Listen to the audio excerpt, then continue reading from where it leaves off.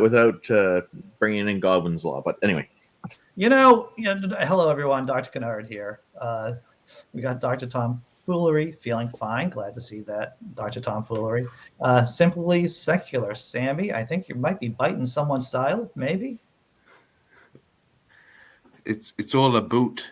It's all about having fun. And of course, Randolph Richardson, sir. In darkness now. It's still kind of in darkness there. I got to turn some lights on here. I'll be back in a minute. All right, brother. That's fine. I hope everyone's doing okay this morning. And I don't want to make Joe Rogan. He just keeps just bugging the fuck out of me.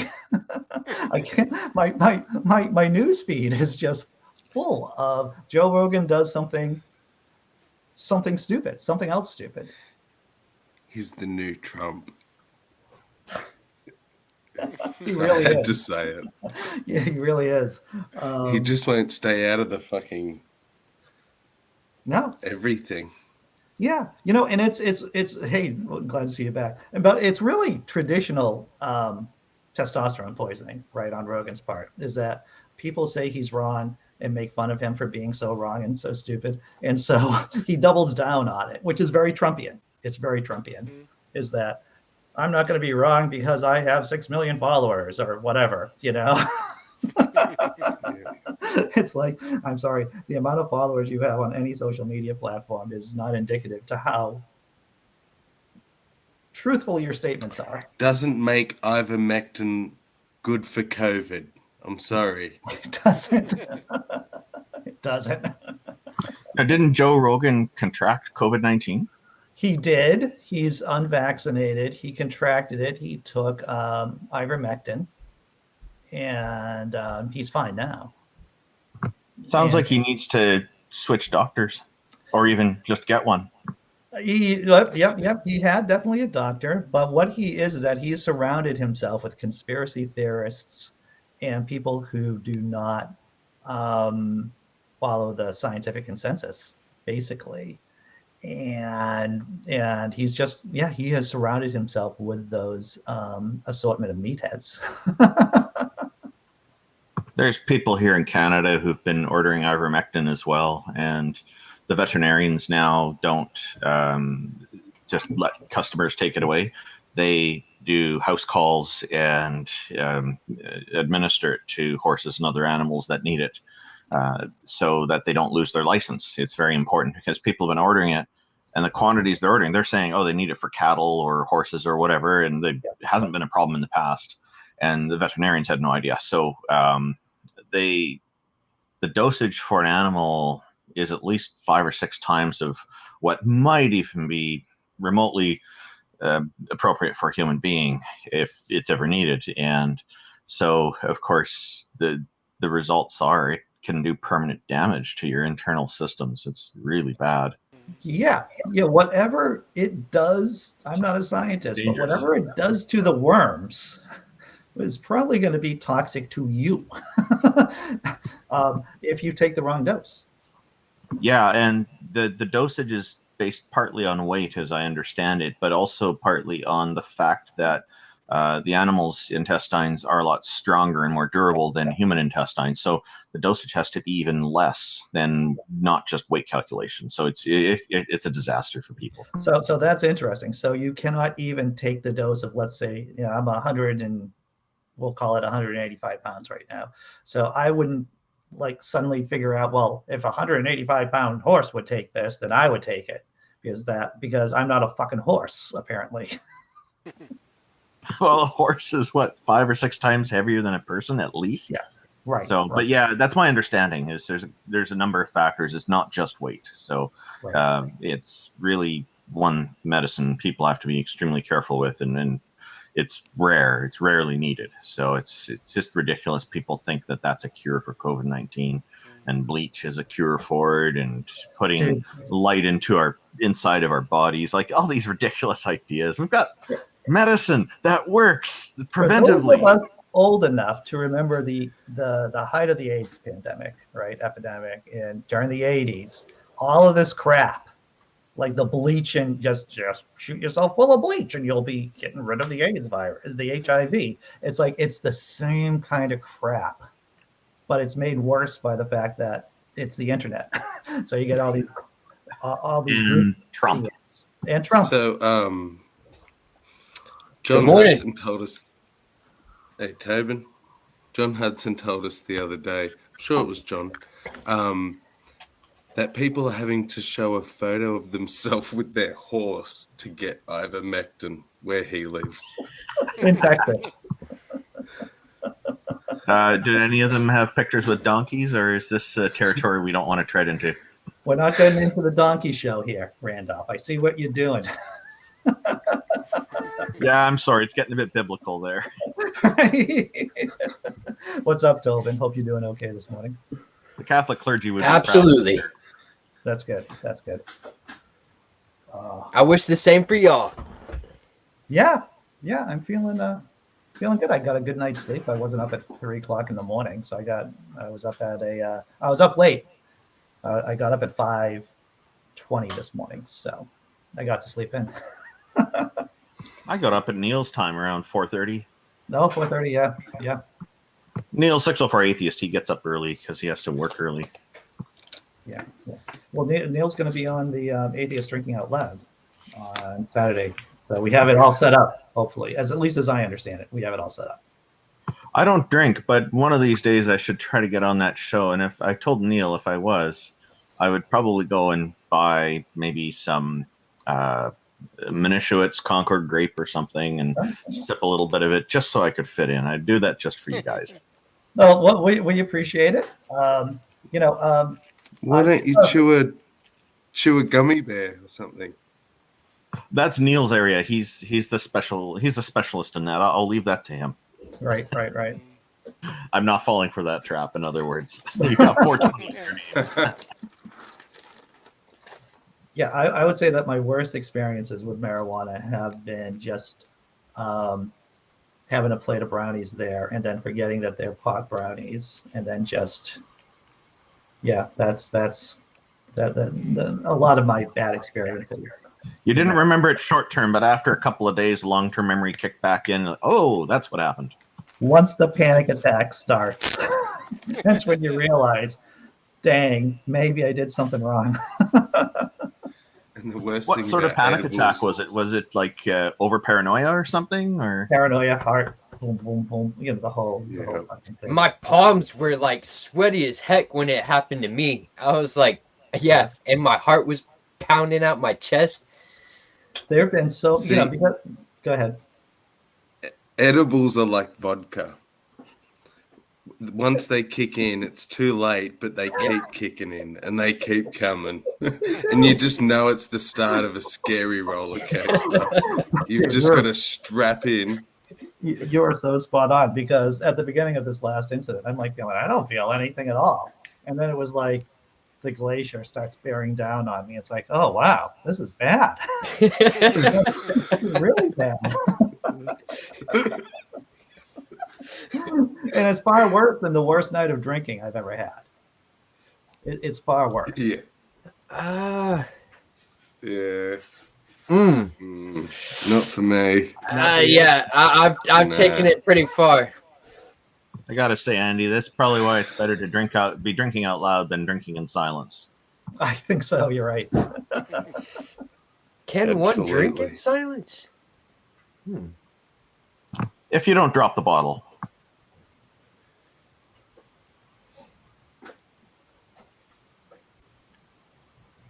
Or so I've heard. Yeah.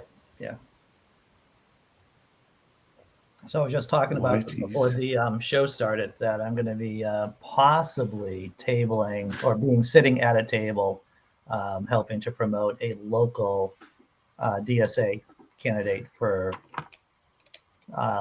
city council here. Sorry, what is DSA?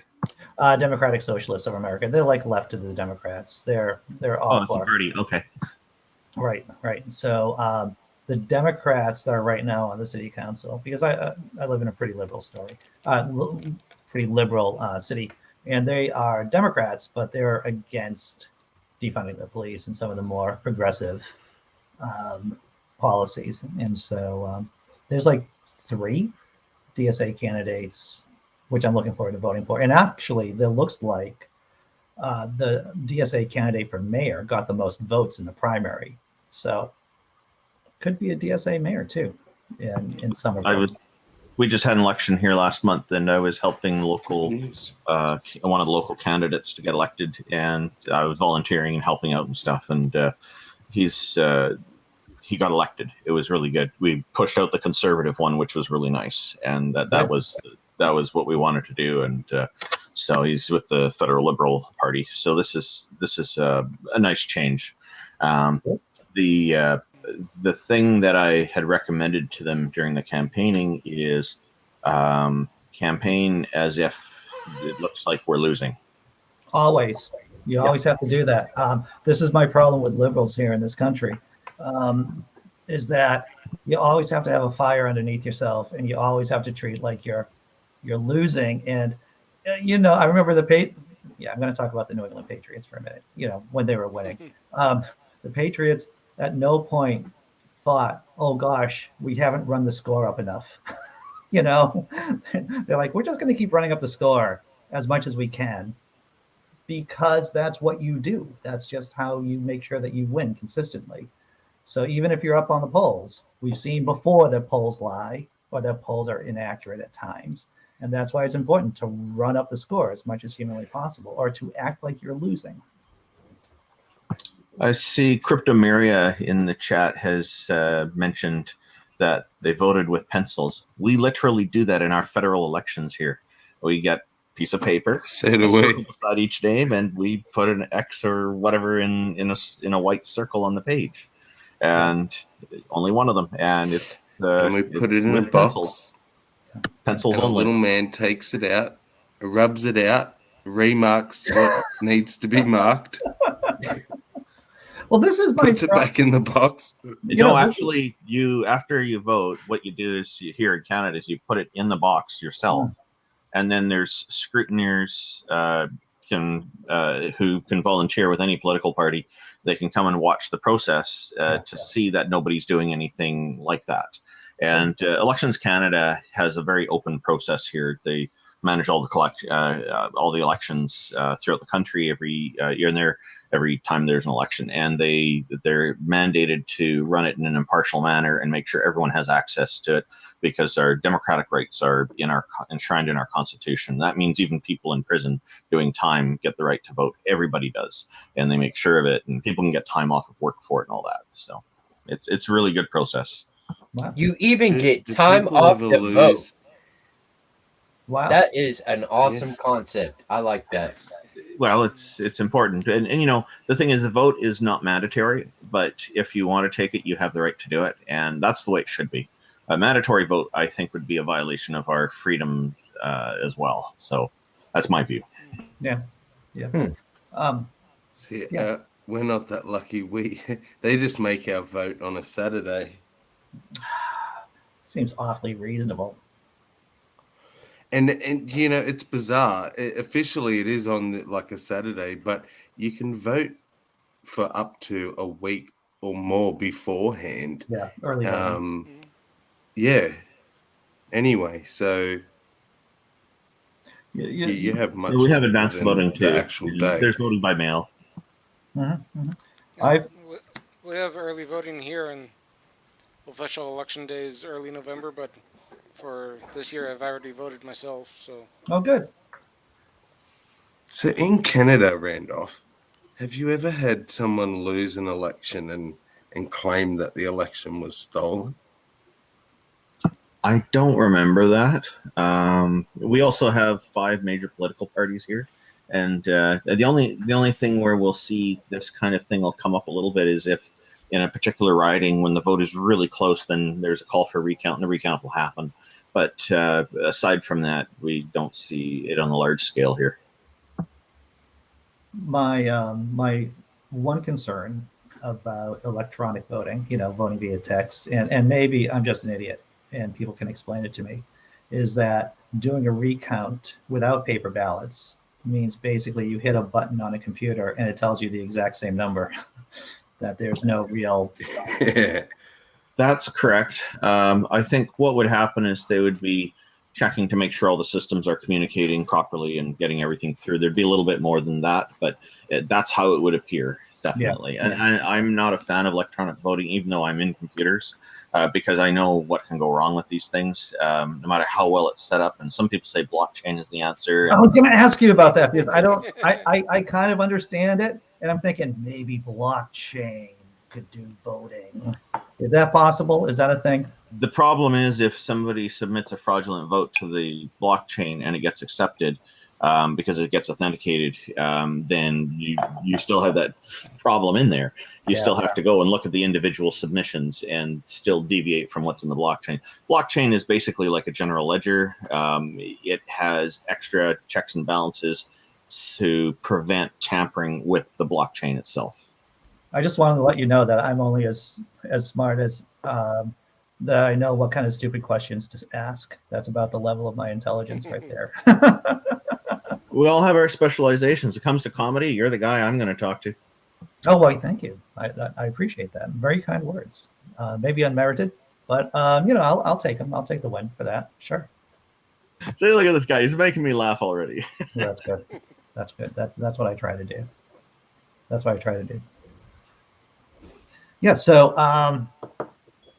that's what I'm going to be doing on the weekend. So Trudeau is so Samuel. What the hell's going on in Australia? There's another person that's going to be leaving office, or Yeah. First, I want to introduce you to my little friend, Barry. First name Barry, last name Disappointed. so what happened to this a special Halloween? It is just a little Halloween thing I got at the shop today. Oh, that's I good. saw him and I was like, I have to have that. He looks like he's hungry. He's kind of thin there. That's putting it lightly. He's a I won't go there. So essentially because our government is a coalition government, it's two parties, the Liberals and the Nationals, and the Liberal had the power, so they have the leader essentially. And what we do is the leader of the other party becomes the deputy. Yeah. The leader of our state government has resigned under corruption, as we talked about the other night. But now the deputy has also resigned. He's claiming it's to fight a court battle that he's going through for defamation against a YouTuber who calls himself Friendly Geordies, who's a left-leaning. He calls himself a journalist, and I think he has pretty high-quality content. I'd have to say it's a lot more quality than 90% of our actual news material. Yeah. This guy knows what he's talking about. Sure. But yeah, he stepped down to fight this legal battle. But that obviously means that corruption charges are coming. Oh yeah, you can he's smell the just bullshit getting out. from over here, Sammy. You can smell the bullshit from that. Oh yeah. What's the nature of the corruption? And it's none for him yet, but Yet. the leader, yeah, that's what I mean. It's bizarre. He just suddenly resigned after his leader resigned. But what is the leader? So I think, what is the leader accused of doing? So the corruption that she's accused of is historic, and it's to do with someone that she was in a relationship with. He was found and charged with corruption, but because she was in a relationship with him, she's accused of being aware of what he was doing and possibly being involved. So that's being investigated. It's going to come out that she obviously at least knew. The and the deputy, I can imagine there's all sorts of corruption that he's involved in. But he was just dirty. Like, he opposed a tunnel that was going to, it's basically a straight line and was going to cost so much money. He blocked it, and put forth this tunnel that was twice as long and went out of the way and went through the Blue Mountains, which is our oldest national park, and is going to damage all this environment. And that twice as cuts- long. That'll be twice the pollution from vehicles. But because they can go a faster speed, it's 7 minutes shorter. But costs Only 7 so many minutes? $billion. Yeah. What And is when the they tunnel do the connect- what's cost the tunnel supposed to connect? analysis, Well, what is it supposed to connect two cities, or so at our outer part of Sydney to the inner part of Sydney, his part of Sydney to the inner part of Sydney. So basically, so he could get to work. That's great. Essentially. we had a mayor And in when one they of our did the cities cost here. analysis, the tunnel that was put forward by Labor, for every dollar spent, had $2 returned. Yeah. His tunnel, every dollar spent, lost another $5. That is perfect conservative math right there. Yeah, we had a mayor in one of the cities here. I still don't understand it. One of the mayors, a mayor in one of the local cities here, built bike lanes on the roads and cut down lanes. And somebody figured it out. It goes from City Hall to his home almost. Oh, oh, What the heck? He's no longer a mayor. wow. But the next ones are all cyclists, and they're still continuing with putting bike lanes there. It's ruining the cities. Yeah, they're in Boston, Cambridge, Somerville, the surrounding towns around Boston. There's definitely and possibly rightfully so, a war on parking. I mean, I've been driving around the city for like years at this point, and a lot of places are now just disappeared. But seeing that I'm going to get rid of my car in a couple of weeks or maybe a couple of months, then I may actually buy a bike too, because there are some areas that are safer. Maybe it's how where you sit depends on how you see the play. I think, I have a Suburban. I need it for my work. It's dude. Yeah, well, yeah. best vehicle I've ever owned. But it's there's certain kinds of jobs you can't do on the bus. You can't do it. Yeah, you're right. If you're in the trades, I have a buddy who does construction, and he's always carting. He's got the big white van. He's got the big white work van and everything. And he has difficulties navigating around the streets at times. Now, I'd love to have an electric Suburban. That'd Sure. be great. They don't make them yet. No. I have to wait. Yeah. Now, I've never really been a cyclist as an adult. Mm. I'm not that fit. But I don't have an issue with cyclists. There's some arsehole cyclists out there. Yeah. But there's a lot more arsehole drivers. Oh, in yeah. my opinion. So Yeah. Well, it's a question so about have a bit of patience. it's a question about how bad our brains are, and somehow navigating a large hunk of steel or other on four wheels going at like 60 or 40 or 30 miles per hour. I think that's inherently more difficult than being. Strangely enough, it might be more difficult than being on a bike going at 10 miles per hour. Yeah, I sometimes like to say that the hand signals that you give as cyclists, drivers don't necessarily understand any of those, but they do understand one, and it's for what they did, not what you're about to do. That's Oh, yeah, middle finger. And do you know, I had you an know what I've instance of never seen? Other than maybe in like dense city where there's delivery riders and things, but actual cyclists, You never see a cyclist fucking texting and cycling. You don't. Yeah. You Or don't. Oh, I've seen reading it the here. paper or doing their makeup. Oh, it happens here. Well, Oh, not really? the makeup thing. I saw a guy was cycling up a hill. He's overweight. He's working his way up the hill. You can see he's exhausted. He's got a cigarette hanging out of his mouth. Oh no. That's great. Was he wearing the bike get up? Like all the outfit? He's got a lot of work to do. It's going to take him longer than most people, I think. I saw a cyclist the other day that was just weaving in and out of traffic. Dangerous to himself, dangerous to others. But he had a face mask on, like a surgical mask to protect him from COVID.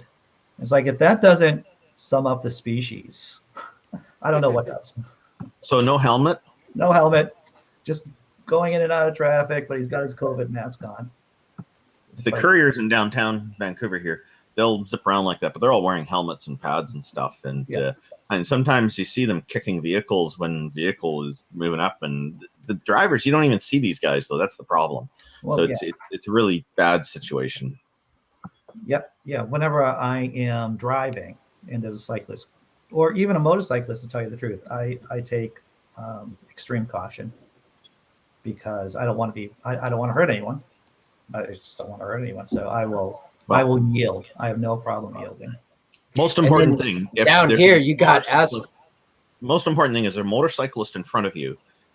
Give them twice as much space as you would for a car because they can stop faster. Yeah. And a lot of people don't realize that. There's physics in there somewhere, Randolph Richardson, something about mass and inertia. I can't do the math, but I imagine there's math involved. My dad's a biker. That's how I know this. Okay. All right.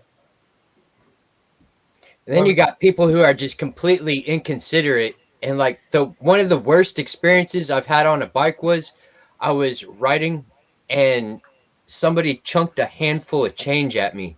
And that hurt pretty bad. I got off my bike and I was cussing at them. I was asking them to come back, but they were going like 60 miles per hour. So I doubt they even saw me.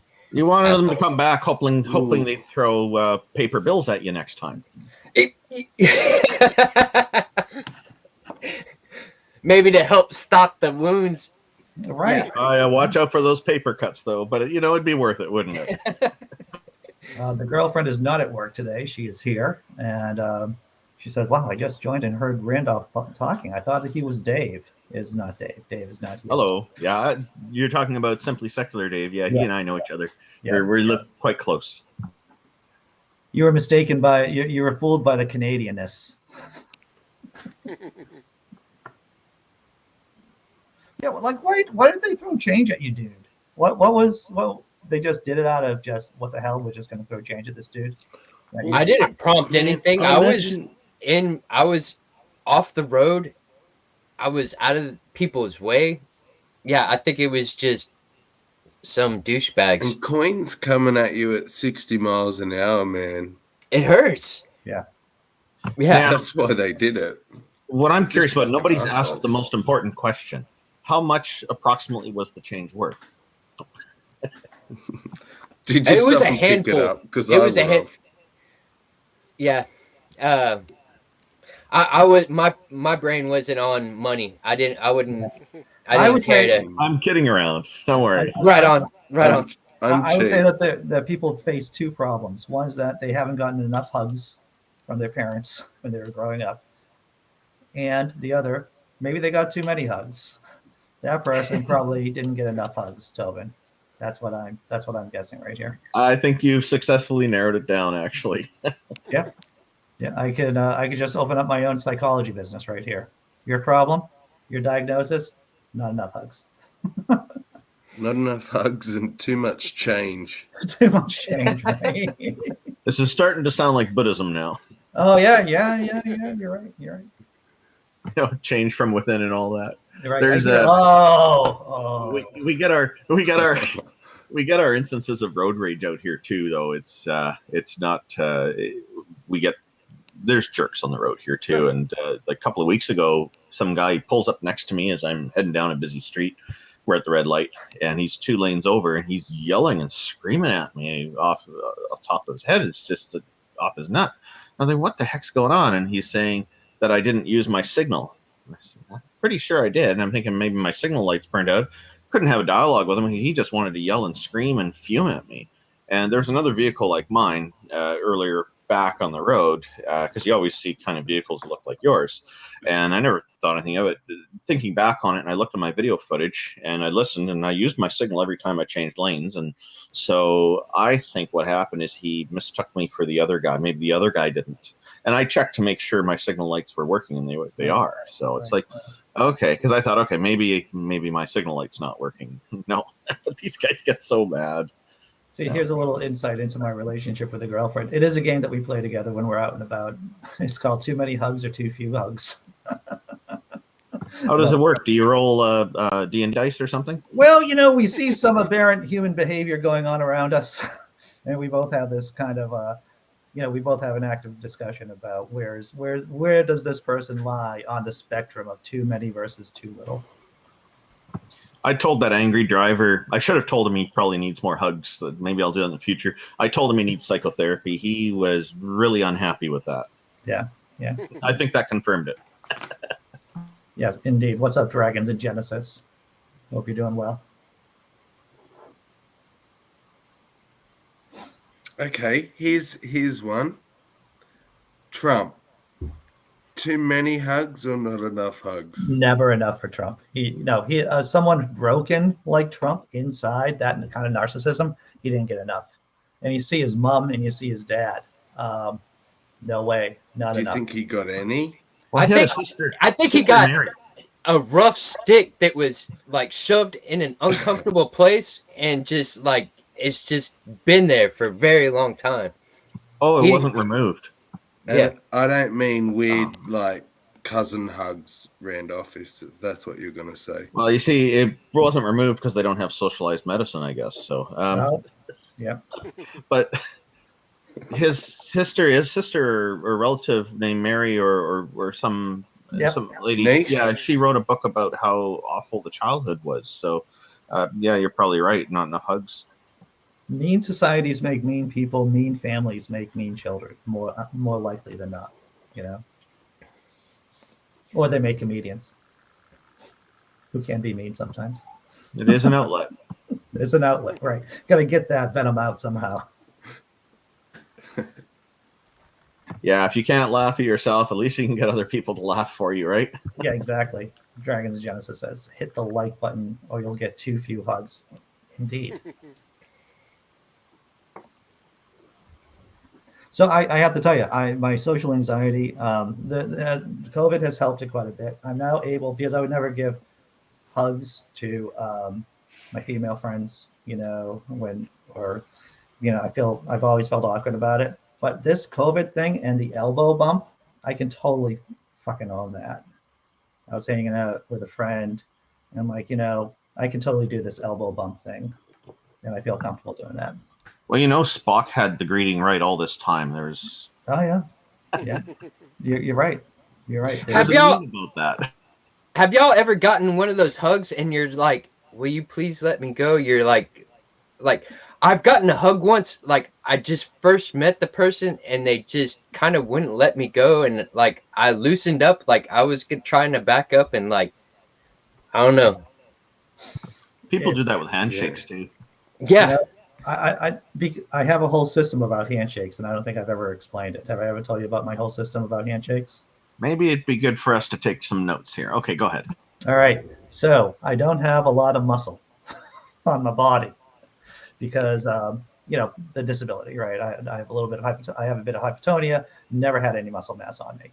So I had no idea you had disability. Yeah, minor one. Well, it's minor now because it's managed, right? It has been managed. But when I was younger, I had to go through speech therapy. I fell down a lot. All this, So I would be, I'm like 6 foot tall officially. I have been 6 foot tall, and so I would, shake hands with these dudes, and they're like got monster fucking hands. And I'm like, well, how am I gonna be able to negotiate? How am I gonna be able to navigate this shit? And then I was watching Pulp Fiction. and I saw Samuel L. Jackson's character. You see where this is going. Samuel L. Jackson's character, Jules, and he would always do the overhand reach out, right? So what you're doing is that you're still applying some kind of simian, dominance by doing the overhand grab. You catch the other person off guard. And I only do this with mooks, right? With people who look, I think, you're a tough handshaker. I'm just going to do this Jedi move. I reach my hand out overhand. They have to reach out instinctually. They don't know what's going on, and it looks pretty fucking cool too. I do a quick shake and then pull back With the gangster rap thing going. before they have a chance to fucking grip my hand like a vice. The only thing missing is a gun. All right. Yes, and for smaller men too, that works pretty well. I have And a wallet over squeezed that says people's bad hands motherfucker. just thinking they're gonna squeeze the shit out of my hand, so I squeeze their hand. It gets competitive in a way. It's weird. I could never win that contest, Tobin. I could never win the "I'm going to shake your hand hard" contest. So that's why I go with the overhand. I like that. I think I'm gonna adopt that. Yeah, the concept of firm handshake confuses me. Of like, why is that supposed to be a thing? Well, there are people who think if the handshake is weak, it shows that the person is a wimp or something, or it's not trustworthy. This is kind of 1950s style thinking, probably. Well, in my case, all of that is true, but I just don't want them to know it. Nowadays, all I can think is it just means like, let's share germs. Right. Yes. Yeah, it's it's outdated. People that used to spit and shake hands. Or Oh, yeah, that's going to be I'm popular with you, during the Andy. pandemic. Dragons in Genesis says, "Did you know Spock's "Long Live and Prosper" ritual was from a Jewish ritual?" I did know that. Yeah. Which Jewish ritual is it from? I think I think we have to ask Neil about that, right? Neil. That's the hard question. Okay, that's a Neil question then. From what I understand, Yeah. Leonard Nimoy was, in synagogue. He actually grew up around here. He grew up from Brookline, Massachusetts, and he was at a ritual that you're supposed to keep your eyes closed. But I understand that this is the story in Dragons. If I have it wrong, please tell me. But he kept his eye, but he opened up to see what the rabbi was doing, and the rabbi had his hand up like this, and so that's why and Leonard Nimoy thought that would be great for Spock to do. Oh, interesting. Huh. Yeah. we just need to change it to stand back and prosper. Right. Stand back. It's a Jewish Stand prayer. back. Don't touch me. Oh, that's clever. Yeah. The closing the eyes part of the traditions. I never did that when we're at friends' places and people are doing the saying grace and stuff like that.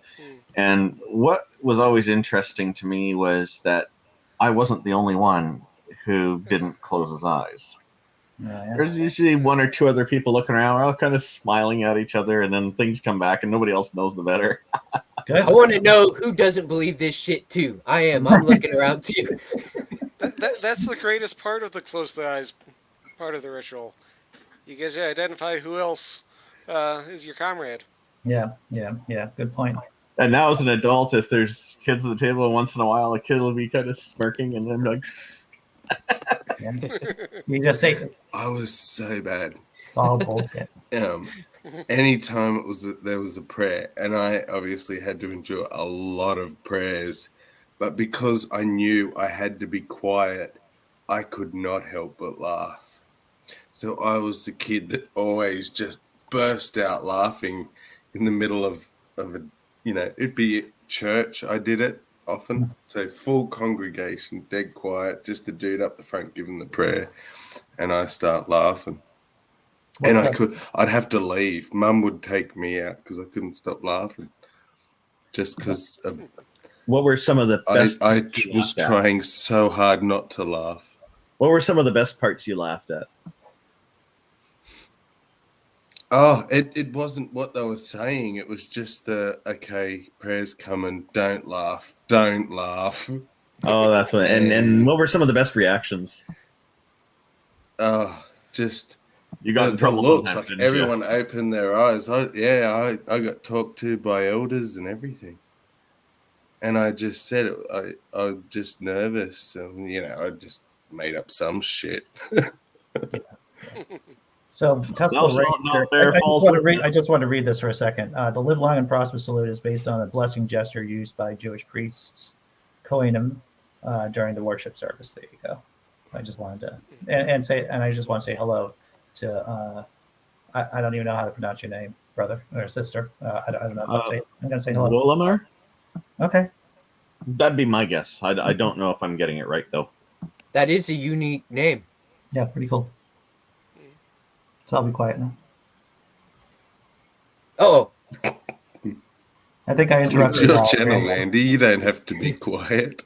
Some interesting info about the Jewish ceremony there. That was a good comment.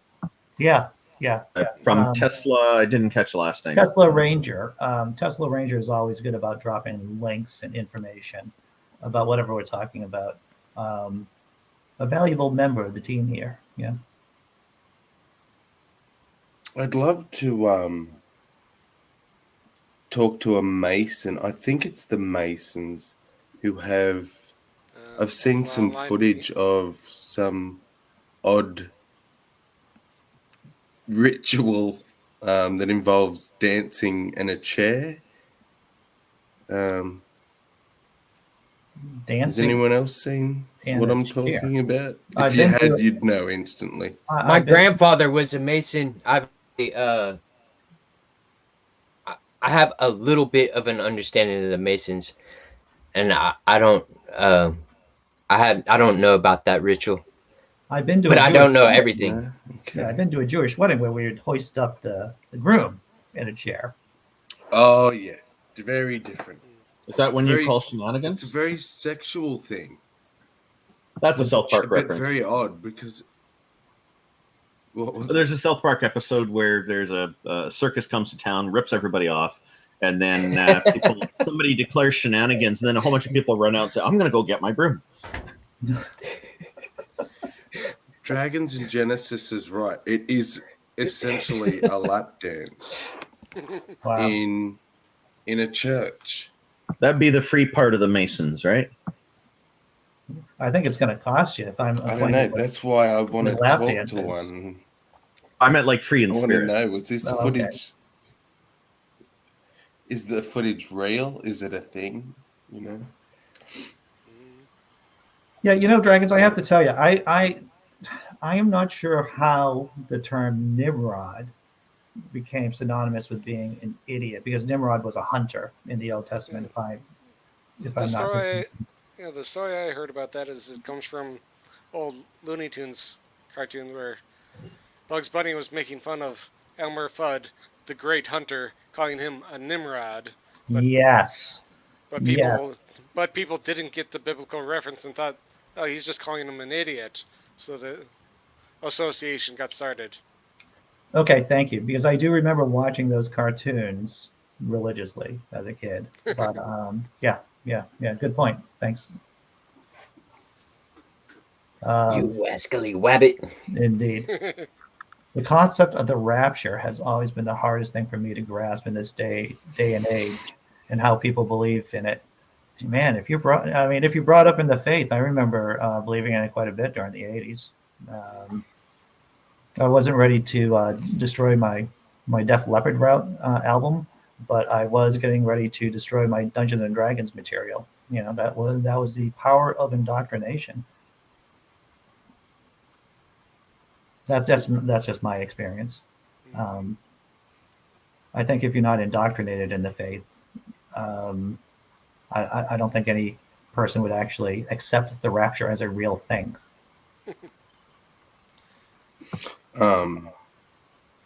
I've been in a car with someone who literally had a sticker on their dash, warning: this person may disappear at any moment.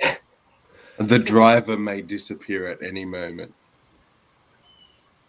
I don't know how to feel about that, man. So many questions, Sammy. So many questions.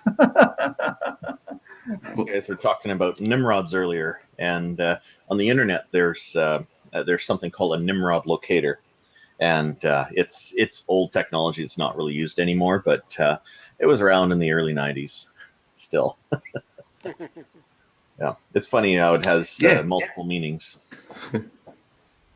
But yeah, Well, have you seen those? I asked. I was going to say I bit the bullet and I said, "What does this mean?" I knew what it meant.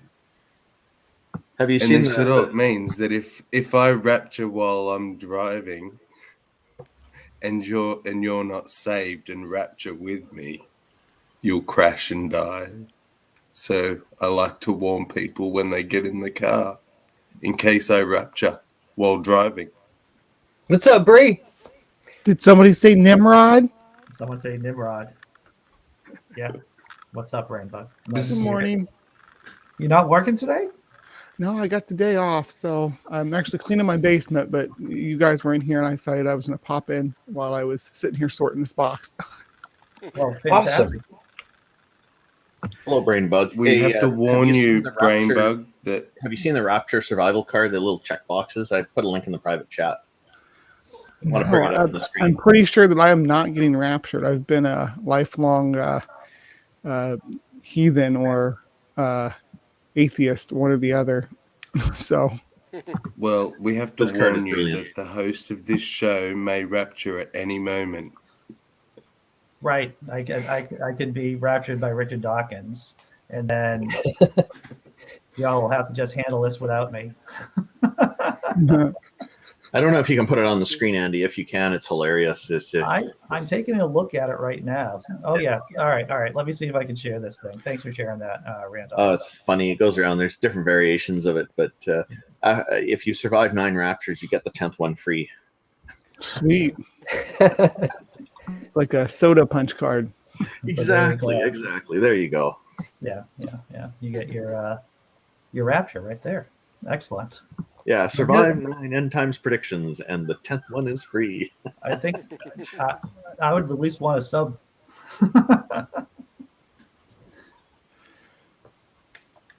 I got to ask about the rapture. Now, is that a evangelical concept, or is that something that the Catholics accept too? I don't think Catholicism. I think the rapture, as we understand it now, is a relatively new concept, and I'm not a scholar in this whatsoever.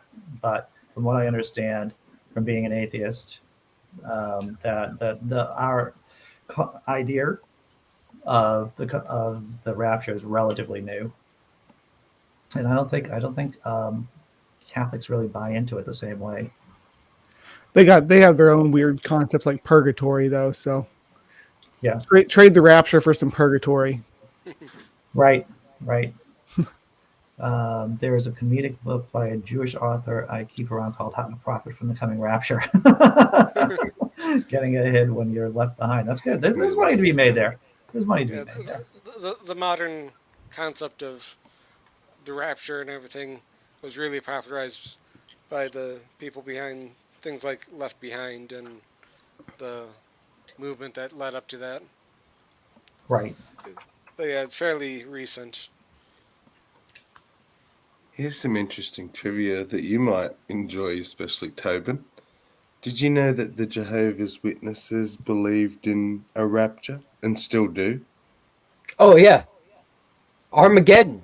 Yeah, it's coming. It's right around the corner. Yep. Yeah, no, but an actual as in, there are some witnesses who are going to float up to heaven, physically float up, not come back to paradise. The ones that are going to heaven that don't die, The when Armageddon 144,000. comes, yep, because they have to be on horses with Jesus, who looks like Kenny Rogers, to wage war on Satan. So if they're still alive, they have to rapture so that they can quickly get up there to join the war. Yeah, they're part of the army. Yeah, that's right. That's what I remember. And before there was too many witnesses and they believed there was only going to be 144,000, they believed that they would all rapture. Yeah. But then once they surpassed that and invented the great crowd idea, it's only the small crowd that will rapture who are still alive.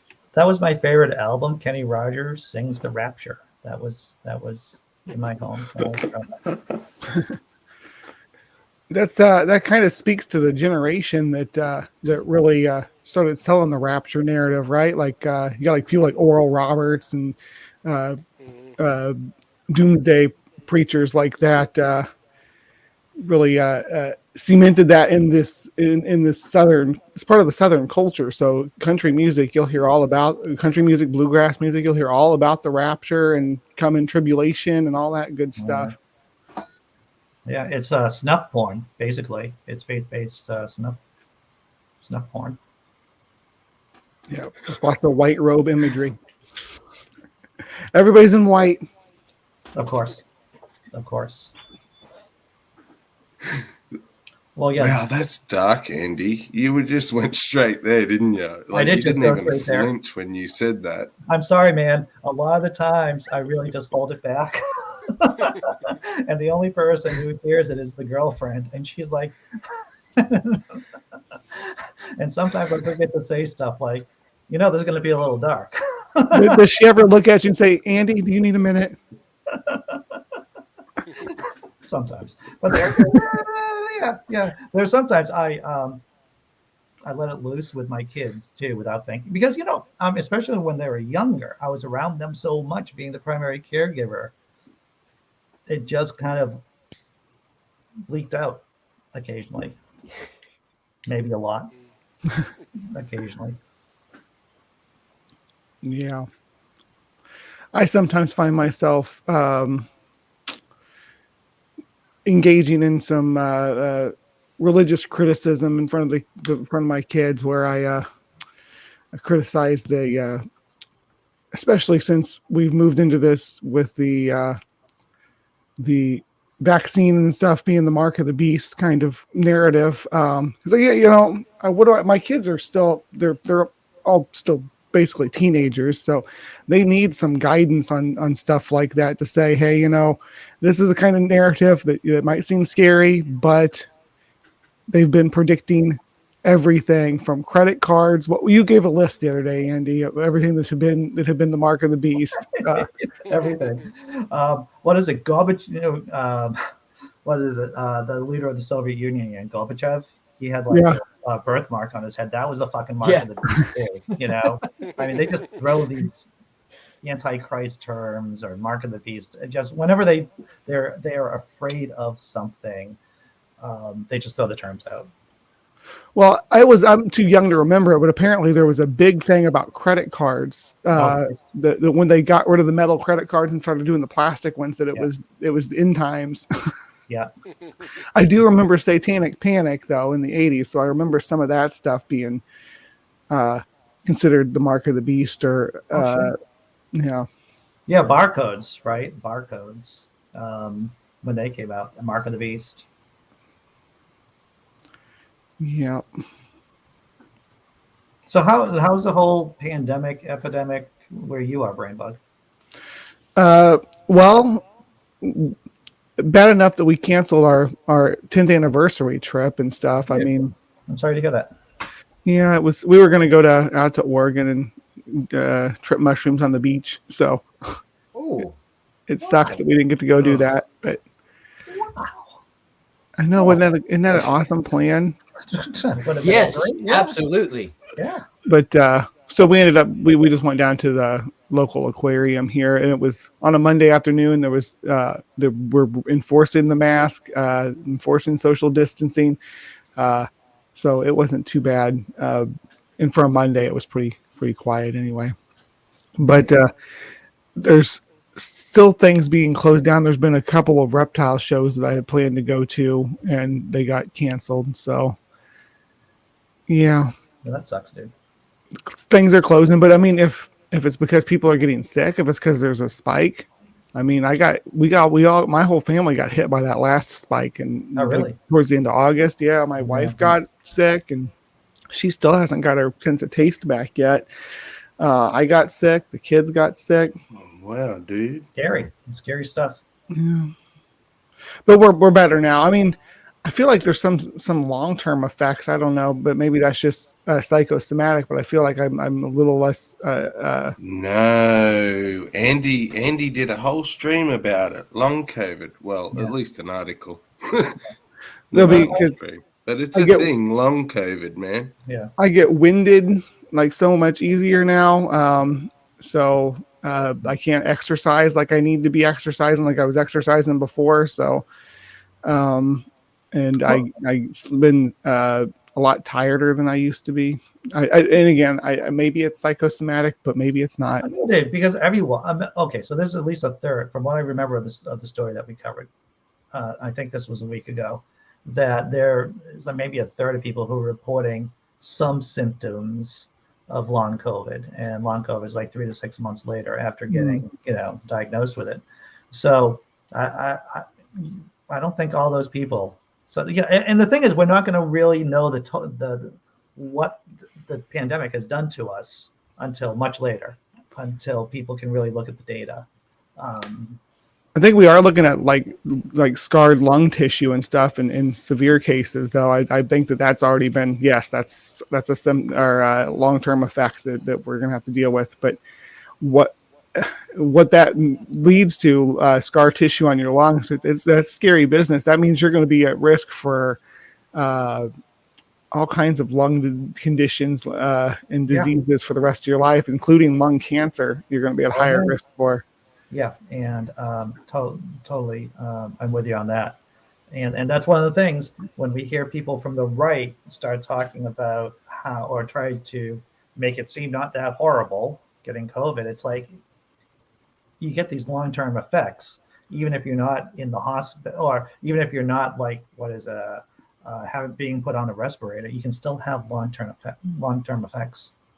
Yeah, because what's good is herd immunity if it means that now you're 40% more susceptible to getting lung cancer, or that you're going to have a weaker immune system for the rest of your life, or what. I mean, I don't know if it's for the rest of your life. God, I hope not. But I say God sarcastically here. I've heard there's estimates of people losing approximately a decade off their lives, 10 years, for if they've contracted COVID-19 unvaccinated. Yeah, I was vaccinated, so that was a important part of, I think, me not getting hit so hard, because I was able to still work. There's only one day that I ended up missing work because I was too sick to get out of bed. But so you were fighting it off, but your immune system already knew what to do. Right. And can I point out, because there's a couple of new people in the chat, I sucked Andy's dick for a little bit. He pointed long COVID out like a week ago or more. It's only just today being spoken about in my country by my government and stuff. Andy is always bringing stuff to the fore before it actually is brought to the fore. Can I just say? It's not many times I actually do suck my own dick. However, back in 2016, I called it to Trump. I didn't like it, but I remember people coming on my old show, the Naked Diner podcast, and then telling me I'm full of shit. It's like, no, I'm not. You must be a pretty flexible guy. Yeah. Feeling flexible this morning.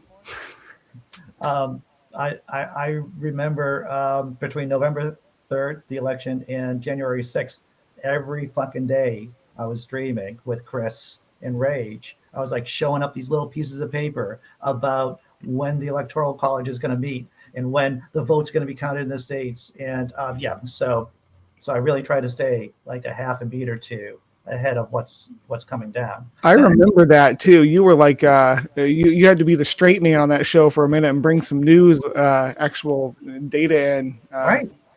You get a lot of emotions, and we need numbers. Because I spend like 90% of the time in my resting, I just like go through the news cycle. I read, I listen to podcasts. And so you see me here for like an hour and a half, Monday through Friday, but I spend a vast portion of my time getting ready. So what's your preferred fact checker when you're bringing these articles forward? It's about getting, sourcing your news appropriately, right? So, BBC News, I'm a big fan of Snopes just because of the fact that they, covered my stories before, and they're smart enough to understand the difference between satire and fake news. Thank you, Snopes. But also, if you're, what's the most important thing is to have enough of the skeptic's toolbox with you to be able to smell bullshit, right? If the story's too good to be true, if it seems like it's tailor-made to connect to your brainstem, to your irrational part, then you got to start digging into it. I read through The Economist, BBC News. I was looking, and so they're conservative, publications I look through too. Reason Magazine, which is a big libertarian magazine. But, you see the stories that I source here, and they're all legitimate news sources. And I work hard for that. I put a link for one in the private chat for you, Andy. It's a Canadian one that's often compared to BBC for impartiality. Yeah. And we find BBC to be quite good like it as well. Yeah. Okay, so I have to run because I have to work today. Otherwise, I could just talk forever. Man, this went by quick today. It did. Yeah. So 9. An hour. I'm glad I was able to pop in though, at least for a little bit. Yeah, thanks for joining us. Heck yeah. Great to plug your see channel. Plug your Oh channel. yeah, go check out the Brain Bug YouTube channel. It's I do a weekly show on Saturdays when Andy's not doing his show. I kind of fill that time slot, but I do more goofy stuff. I do crypto corner where I look at cryptozoology and ghosts and stuff, videos that people send in or whatever. And I do Conservapedia. I hear it's all the buzz. Oh, ooh, yeah. Yeah, people say, what's the buzz about? And I say, it's about the Brain Bug YouTube channel. So, yeah. So Saturdays, tune into that. We always have a good time. And other than that, I do bug videos and stuff. So, yeah. Jessica, we're just leaving. I literally have to go, Jessica, right now. I'm sorry. Everyone, thank you for showing up. Thank you for watching. We're doing the same crazy thing tomorrow, 9 to 9:30, news stuff, 9:30 to 10:30. Thanks, Andy. Can I just say one thing? Today is Atheist Appreciation Day. Atheist Appreciation Day. Appreciate an atheist. I appreciate you all. Oh, appreciated. All right, take care, everyone. Shamla Shamla hamala. Hamala.